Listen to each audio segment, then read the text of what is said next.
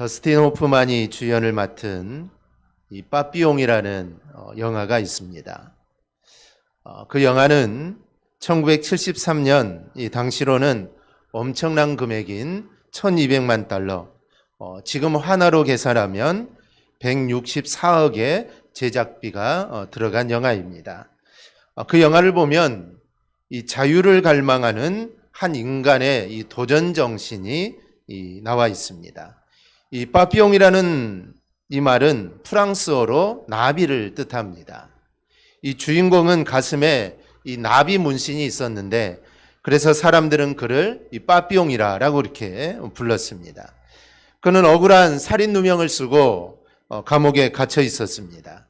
그는 첫 번째 탈출에 실패하여서 2년 동안 이 독방 생활을 해야 했고, 두 번째 탈출에도 실패해서 그는 세인트 조세프 독방에서 5년 동안 감금이 되게 됩니다.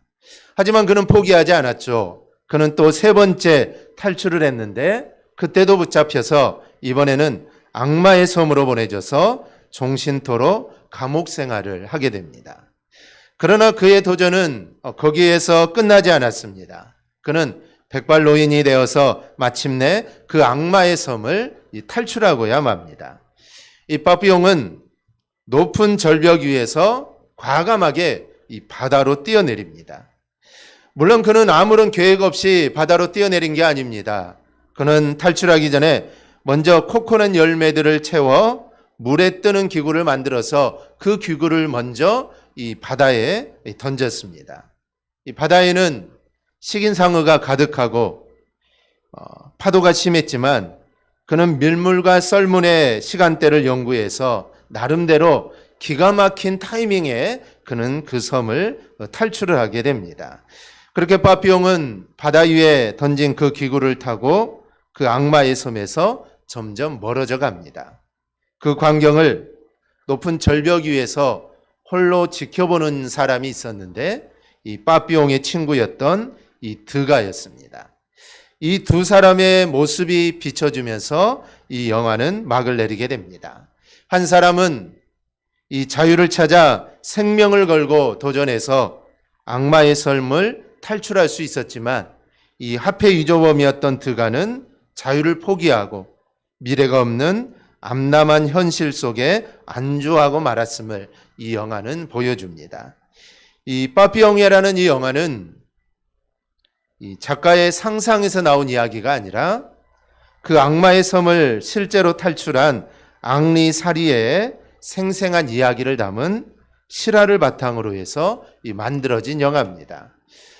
그는 63세가 되었을 때 그 책을 출판했는데 20개국의 국어로 번역이 되어 500만 부 이상의 팔렸다고 합니다. 그냥 묻혀질 이야기지만 악마의 섬을 탈출하고 63세가 되어서 책을 출판한 이 앙리 사리에의 이 도전 정신에 의해 많은 사람들이 이 감동을 받습니다. 이 전병욱 목사님이 쓰신 도전 정신이란 책을 보면 이런 내용이 나옵니다. 성도들 중에는 안주하는 성도와 늘 도전하는 성도가 있다고 합니다.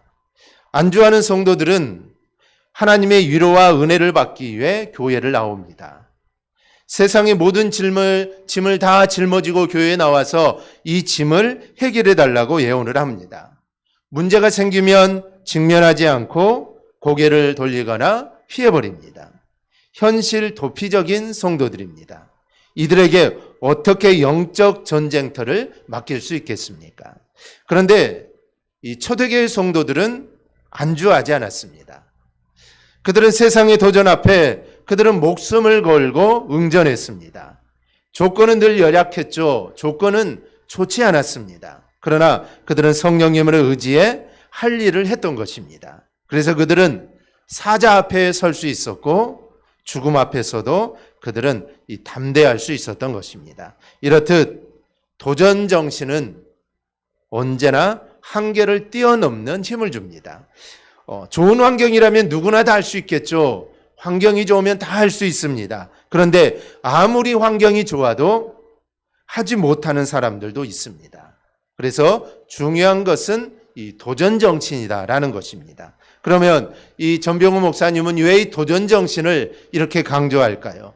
도전 정신은 한계를 뛰어넘는 힘을 가지고 있기 때문입니다. 그래서 성령님이 주신 도전으로 우리가 예수님처럼 우리가 변화될 수 있고 아무것도 없는 광야에서 하나님의 뜻을 펼칠 수 있다라는 것입니다. 저자는 성도들이 그러면 어떤 도전 정신을 가지고 도전할 것인가를 제시합니다. 그것은 바로 죄와 싸워야 한다는 것입니다. 그리고 죄와 싸우기 위해서는 이 도전 정신이라는 비밀 병기를 갖춰야 한다라는 것입니다. 이렇게 도전 정신은 참 중요합니다. 출애굽한 이스라엘 사람들이 가나안으로 들어옵니다. 전쟁을 통해 가나안을 차지한 이스라엘 백성들 12지파는 각각 자기의 땅을 분배받습니다. 그런데 요셉 지파가 땅을 분배받는 과정에서 이의를 제기합니다. 야곱에게 12아들이 있는데 야곱에게 장자는 르우벤입니다. 이 모세 율법에 의하면 장자는 아버지 재산을 상속받을 때 두 몫을 받습니다. 왜냐하면 장자는 그 가문의 계승자이기 때문입니다. 장자는 자기의 가정만 돌봐서는 안 됩니다. 장자는 그 가문 전체를 돌보는 책임과 사명이 있습니다. 이렇듯 장자는 두 몫을 받는 이 특권을 누리게 되는데 르우벤은 자기 소모와 간통을 해서 그 지위를 잃어버리게 됩니다. 역대상 5장 1, 2절을 보면 이렇게 기록되어 있습니다. 이스라엘의 장자 르우벤의 아들들은 이러하니라. 르우벤은 장자라도 그의 아버지의 침상을 더럽혔으므로 장자의 명분이 이스라엘의 아들 요셉의 자손에게로 돌아가서 족보의 장자의 명분대로 기록되지 못하였느니라. 유다는 형제보다 뛰어나고 주권자가 유다에게서 났으나 장자의 명분은 요셉에게 있느니라. 큰아들은 르우벤입니다. 그런데 장자의 명분은 요셉 자손에게로 돌아갔다라고 기록을 합니다. 요셉의 장자의 명분이 되어서 그는 두 몫을 차지하게 됩니다. 바로 요셉의 두 아들인 에브라임과 므낫세입니다. 이스라엘 12지파에 요셉 지파는 없습니다. 그 대신 그의 아들인 므낫세와 에브라임이 각각 한 지파를 차지해서 요셉은 두 지파의 몫을 차지하게 됩니다. 그런데 가나안에 들어가 정착을 하게 되는데 요수아는 요셉의 두 아들 에브라임과 므낫세에게 한 몫의 땅을 분배합니다. 그러자 요셉의 아들들이 요수아에게 항의를 하는 것이죠. 14절입니다. 요셉 자손이 요수아에게 말하여 이르되 여호와께서 지금까지 내게 복을 주심으로 내가 큰 민족이 되었거늘 당신이 나의 기업을 위하여 한 제비 한 분깃으로만 내게 주심은 어찌함이니까 왜 한 분깃을 주냐라는 것입니다. 그러자 그 말을 들은 여호수아가 15절에서 너희가 사는 땅이 좁으면 스스로 올라가서 너희의 살 땅을 개척하라 라고 말을 합니다. 올라가서 스스로 개척하라 이렇게 말을 하죠. 어찌 보면 이 말은 정말 무책임하고 황당하게 들릴 수 있습니다. 모두 전쟁을 해서 땅을 차지하고 분배할 때도 제비를 뽑아서 다 분배한 것입니다. 그런데 이제 와서 너희가 스스로 올라가서 개척하라. 이거는 무책임한 말일 수 있지만 이 말은 절대로 무책임하거나 황당한 말이 아닙니다. 이 말은 약속이 있고 계획이 있는 말입니다. 우리도 세상을 살아갈 때 우리 스스로 어떤 일을 시작할 때가 있습니다. 마치 아무것도 없는 상황 속에서 정말 개척을 해야 하는 그런 상황일 수가 있습니다. 하나님은 여호수아의 입을 통해 요셉의 후손들에게 스스로 올라가서 스스로 개척하라고 합니다. 아마 주님은 우리에게 동일하게 말씀할 겁니다. 너희도 올라가서 스스로 개척하라. 그 자리에 안주하지 말고 그 자리에 앉아서 불평하고 불만하지 말고 너희도 스스로 올라가서 개척하라 라고 하나님은 말씀을 하십니다. 그럼 하나님은 아무런 준비 없이 아무런 계획도 없이 이렇게 말씀하는 걸까요? 오늘 우리는 본문을 통해 올라가 스스로 개척하라고 말씀하시는 이 말씀 안에 어떤 의미가 담겨 있는지 우리가 함께 살펴보려고 합니다. 첫째, 하나님은 요셉의 후손에게 이미 두 몫을 약속하셨음을 우리는 알아야 합니다. 사실 두 몫을 받아야 할 사람은 르우벤입니다. 그러나 창세기 49장에 보면 야곱이 죽기 전에 12아들을 차례로 축복한 내용이 있는데 야곱의 12아들 중 르우벤이 서열상으로 장자입니다. 그러나 앞에서 말씀드렸듯이 그런 아버지의 침상을 더럽힌 죄로 말미암아 이 장자권을 상실하고 맙니다. 그런데 창세기 48장을 보면 야곱이 12아들을 축복하기 전에 이런 말씀을 합니다. 내가 애굽으로 와서 내게 이르기 전에 애굽에서 내가 낳은 두 아들 에브라임과 므낫세는 내 것이라.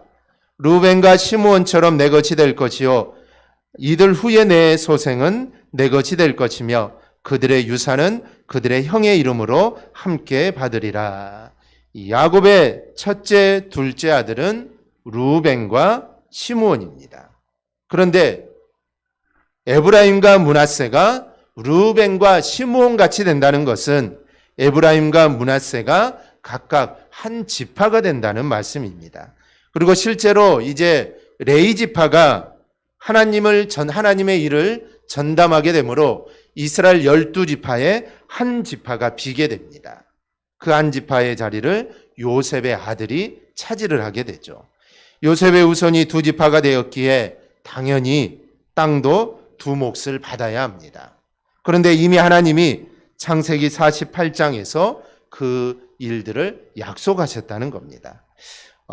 우리는 이해가 안 되는 기적 같은 일들을 우연이라고 합니다. 그런데 성경을 보면 우연이라는 것은 없습니다. 다 하나님의 이 주권 아래에 있습니다. 예를 들어 마태복음 10장 29절 30절을 보면 이런 말씀이 있습니다. 참새 두 마리가 한 아사리온에 팔리지 않느냐? 그러나 너희 아버지께서 허락하시지 아니하시면 그 하나도 땅에 떨어지지 아니하리라. 너희에게는 머리털까지 다 세신 바 되었나니. 우리가 하찮게 생각하는 참새가 팔려가는 것도 하나님의 주권 아래에 있다는 겁니다. 하나님이 허락하시지 않으면 그런 일들은 절대로 일어나지 않습니다. 심지어 하나님은 우리의 머리카락도 주관하신다는 겁니다. 이런 일조차 하나님의 주권 아래에 있는데 다른 일은 말할 필요가 없습니다. 사람들은 생각조차 못했지만 하나님은 이미 400여 년 전에 요셉의 후손에게 내가 두 몫을 주겠다라고 하나님은 생각하고 계셨던 것입니다. 에스더 6장 1절을 보면 이런 말씀이 있습니다. 그날 밤에 왕이 잠이 오지 아니하므로 명령하여 역대 일기를 가져다가 자기 앞에서 읽히더니라는 말씀이 있습니다. 이 말씀을 보면 평범한 말씀 같지만 이 말씀은 정말 기막힌 말씀입니다. 이 말씀에 보면 그날 밤에라는 말이 있습니다. 그날 밤에. 여러분, 하나님의 뜻이 이루어지는 정확한 시각이 있습니다. 요셉이 형들에게 잡혀서 우물에 갇혀서 죽게 되었습니다. 그때 하나님이 두 가지의 일을 행하십니다. 첫째는 르우벤의 마음을 움직여서 요셉을 살리자고 말합니다. 둘째는 그때의 미디안 사람 상인들이 지나가게 하셨던 겁니다. 하나님의 계산은 정확했습니다. 하나님의 계산에는 한치의 오차도 없습니다. 정말 이제 요셉이 죽게 되었을 바로 그때 그 장소에 당도하도록 출발 시간까지 하나님은 다 계산하여서 바로 그 시각에 미디안 상인들이 그 장소를 지나가게 합니다. 바로 그분은 하나님이십니다. 에스더서를 다시 보면 왕이 잠이 오지 아니하므로 왜 그날 밤에 왕이 잠이 오지 않았을까요? 하나님의 섭리가 아니겠습니까? 그 이유가 다음에 나옵니다. 명령하여 역대 일기를 가져다가 자기 앞에서 읽히더니 하나님께서는 왕으로 하여금 이 역대기를 읽게 하시려고 잠이 오지 않게 했던 것입니다. 이 토조 목사님의 하나님의 길엔 우연이 없다라는 책이 있습니다. 우리가 이 땅을 살면서 정말 하나님이 내 길을 인도하실까 이런 의문을 품을 때가 있지만 하나님이 이끄시는 우리의 길엔 우연이 절대로 없다는 것입니다. 어떤 사고가 나를 덮치고 불행이 살금살금 다가오는 것처럼 보일 수 있지만 그것은 겉으로만 그렇게 보일 뿐입니다. 이런 것들이 불운이다 우리가 느끼는 것은 우리가 하나님의 숨겨진 섭리를 우리가 읽을 수 없고 또 하나님의 최종 목적을 우리가 알 수 없기 때문에 그런 일이 일어날 때 우리는 불운이다.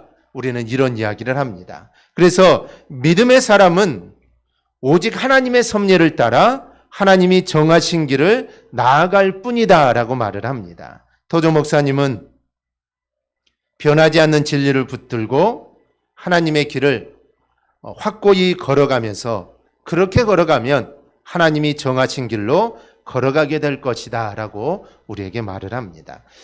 우리가 어떤 일을 생각하고 계획을 합니다. 그런데 하나님은 그 일을 이미 알고 계십니다. 우리가 어떠한 생각을 하고 우리가 어떠한 일을 할지 하나님은 알고 계시죠.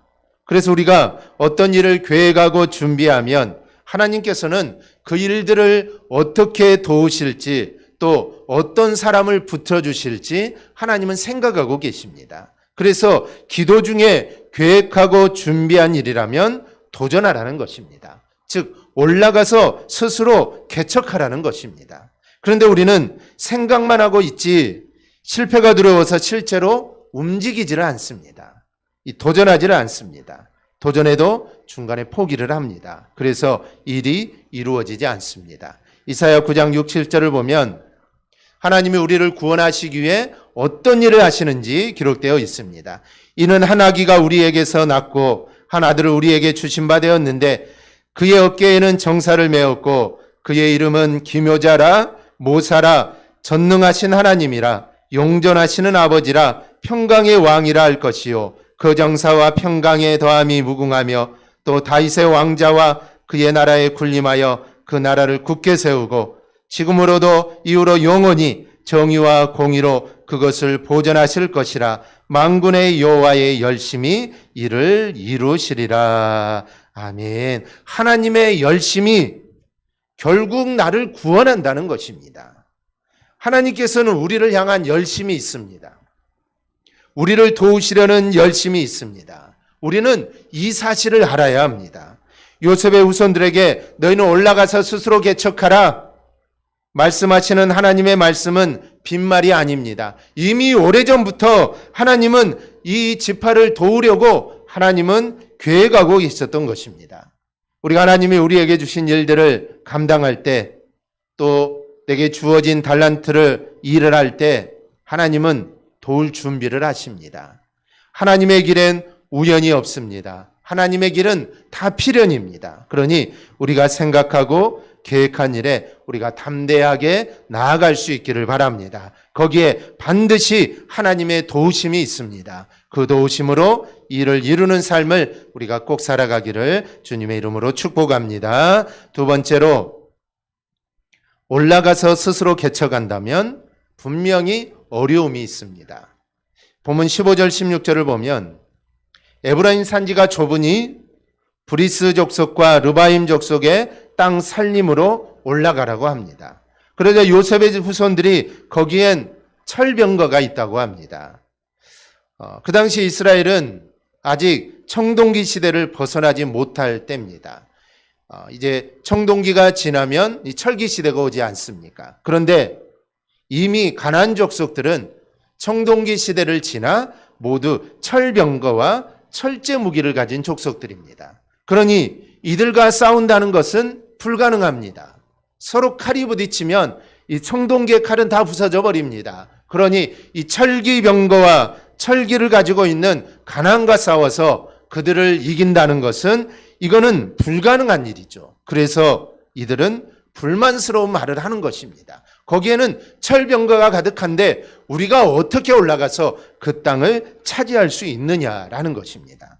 하나님이 우리를 위해 여러 가지 일을 계획하고 준비하시기에 야 우리에게는 이제 어려움은 없을 거야 라고 생각하는데 그렇지 않습니다.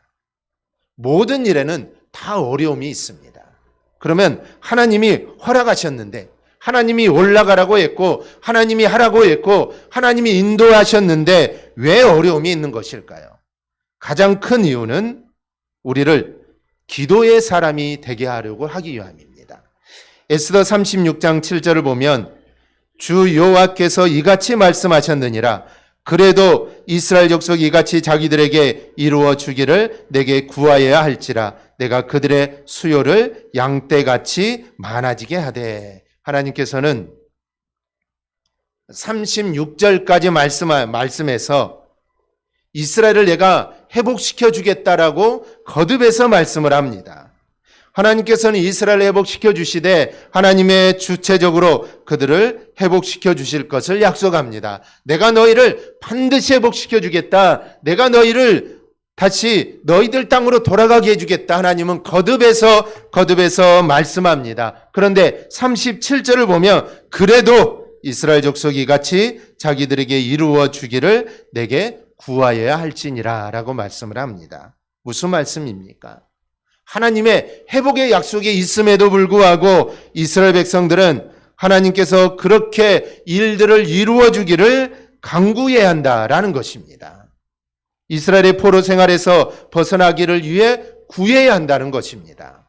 그런데 하나님은 이미 바벨론의 포로 생활이 70년이라고 가르쳐 주셨습니다. 즉 그들이 기도하지 않아도 그들이 하나님의 뜻대로 살지 않아도 그들은 70년이 지나면 그들은 해방될 것입니다. 그럼에도 구해야 해방된다라는 것입니다. 그 이유가 무엇입니까? 기도하는 사람이다라는 것입니다. 너희는 기도하는 사람이다라는 것입니다. 우리도 이래야 합니다. 우리도 간구해야 합니다.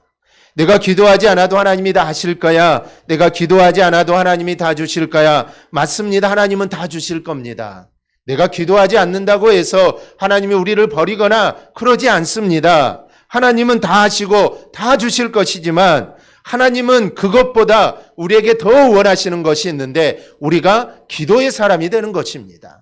우리가 기도의 사람으로 살아가기를 우리 하나님은 원하시기 때문에 하나님은 우리에게 기도하라는 것입니다. 너희가 기도하지 않아도 내가 주겠지만 그래도 기도해라. 하나님은 우리가 기도의 사람이 되기를 원하신다라는 것입니다. 그리고 또 하나가 있다면 우리를 훈련시키는 겁니다.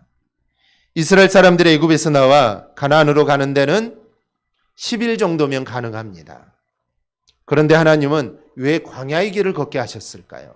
그 이유를 신명기 8장 2절은 이렇게 말합니다. 우리가 익히 들어서 하는 말씀인데요. 우리 한음성으로 함께 봅니다. 내 하나님 여호와께서 이 40년 동안에 내게 광야 길을 걷게 하신 것을 기억하라. 이는 너를 낮추시며 너를 시험하사 내 마음이 어떠한지 그 명령을 지키는지 지키지 않는지 알려 하심이라. 아멘. 한마디로 믿음의 훈련, 신앙의 훈련을 시키는 것입니다. 그런 훈련이 되어 있어야 가나안에 들어가서도 하나님을 잘 섬기며 살 수 있기 때문입니다. 그럼 왜 기도와 훈련을 시키십니까? 기도와 훈련을 연단을 통해 우리가 그리스도인의 성숙한 믿음의 사람으로 만들어져 가기 때문입니다. 디모데전서 4장 8절은 육신의 연단은 약간의 유익이 있으나 경건은 범사에 유익하니 금생과 내생에 약속이 있느니라. 그래서 요셉의 후손에게 약속의 땅이어도 고난이 있고 어려움이 있는 것입니다. 하나님이 다 준비하시고 예비하셨다면서 왜 고난이 있고 왜 어려움이 있느냐고 반문할 수 있습니다. 그러나 이런 어려움은 우리를 절대로 망하게 하는 것이 아닙니다. 우리를 귀찮게 하는 것도 아닙니다. 우리가 기도를 배우고 훈련과 연단을 통해 성숙한 그리스도인이 되기 위해서 하나님이 우리에게 허락하시는 것입니다. 결국 그것이 우리에게 축복이 되는 것입니다. 이 사실을 우리가 절대로 잊지 않기를 바랍니다. 셋째로 올라가 개척하면 하나님이 이루어 주신다는 겁니다. 본문 18절에 이 산지, 즉 에브라임 산지는 이스라엘 중부지방에 위치하여 초목이 무성한 높은 지형입니다. 그래서 산지라고 하는 것입니다. 에브라임은 산지입니다. 에브라임은 평화가 아닙니다. 산지입니다. 이 에브라임 산지뿐만 아니라 주변의 산지까지 너희가 올라가서 스스로 개척하라는 것입니다. 그러면 내 것이 될 것이다. 그러면 너희 것이 될 것이다. 라고 하셨습니다. 비록 가나안 사람들이 철병거를 가졌고 강할지라도 너희가 능히 그를 쫓아내리라 라는 말씀입니다. 그것이 초목이 무성해서 싸우기 힘들고 철병거를 가진 사람들이 살아서 싸우기 어렵지만 하나님이 이기게 해주신다는 겁니다. 그 땅을 차지하게 해주시겠다라는 말씀입니다. 이보다 앞서 여호수아 14장을 보면 이 갈렙이 산지를 달라고 합니다. 물론 이 산지는 에브라임 산지보다 남쪽인 헤브론 산지입니다. 갈렙은 가나안 정탐시에 믿음의 편에 선 대가로 하나님은 이 헤브론을 주신다고 약속했는데 그 약속을 지켜달라는 것입니다. 그리고 갈렙은 헤브론 산지를 점령하여 자신들의 땅으로 삼습니다. 그런데 출애굽하여 가나안에 오기까지 그리고 이 가나안 점령하는 모든 전쟁을 살펴보면 사실 이 전쟁은 믿음의 전쟁이고 영적인 전쟁입니다. 믿음으로 하나님을 앞세우고 나가면 백전백승입니다. 진 적이 없습니다.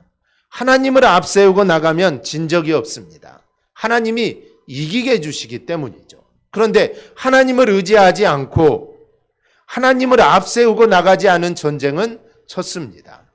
우리가 아이성 전투를 통해 알 수 있듯이 그들이 정말 그 큰 여리고를 무너뜨리고 나서 이 아이성은 작은 성이니까 그냥 우리가 한 2, 3천만 올라가면 승리할 수 있을 거라고 생각을 하고 하나님께 묻지도 않고 하나님과 함께하지도 않고 올라갔다가 그들은 그 성에서 참패를 하게 됩니다.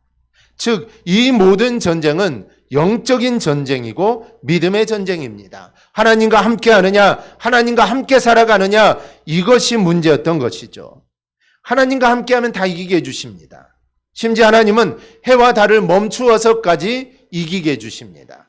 어떨 때는 우레를 동원해서라도 전쟁에서 승리하게 해주십니다. 그렇게 하나님은 그 땅을 차지하게 할 것이라고 여호수아의 입을 통해 이 말씀하십니다. 우리가 주님이 기뻐하시는 일에 그리고 우리가 내 사명을 감당하는 일에 내가 도전하면 하나님은 그 일을 반드시 이루게 하시는 분이십니다. 하나님은 우리가 상상하는 것 이상으로 그런 방법을 통해 반드시 역사하십니다. 문제는 우리가 그 하나님을 바라보지 못하고 자꾸 포기하는 것입니다. 낙심하고 실망하여 중도에 그만두고 다른 길로 가는 것이 이게 바로 문제입니다. 그래서 하나님은 예레미야 33장 2절 3절에서 이렇게 말씀합니다. 일을 행하시는 여호와, 그것을 만들며 성취하시는 여호와, 그의 이름을 여호와라는 이가 이와 같이 이르시도다. 너는 내게 부르짖으라. 내가 내게 응답하겠고 내가 알지 못하는 크고 은밀한 일을 내게 보이리라. 아멘. 하나님은 일을 행하시는 분입니다. 하나님은 그것을 만들며 성취하시는 분입니다. 이 하나님을 우리가 믿으시기를 바랍니다. 그리고 믿고 나아가기를 바랍니다. 하나님의 약속을 믿고 어떤 일이든지 우리가 올라가서 개척하시기를 바랍니다. 반드시 성취하게 되는 기쁨과 영광을 반드시 우리가 누리게 될 것입니다. 이 나성애 씨라는 여성분은 10년이 넘게 호텔의 청소부로 일을 했습니다. 나 씨는 청소부 일이 부끄러워서 자신이 청소부라는 일을 주변 사람들에게 감췄고 특히 행여 자녀들 역시 그 사실을 알고 부끄러워할까 봐 그런 걱정을 합니다. 그런데 하루는 딸이 언제든 열심히 일하는 엄마가 정말로 자랑스러워요 라는 쪽지를 남겨둔 것을 보게 됩니다. 그 쪽지를 통해 용기를 얻은 나 씨는 용기를 내어 새로운 도전을 하기 시작합니다.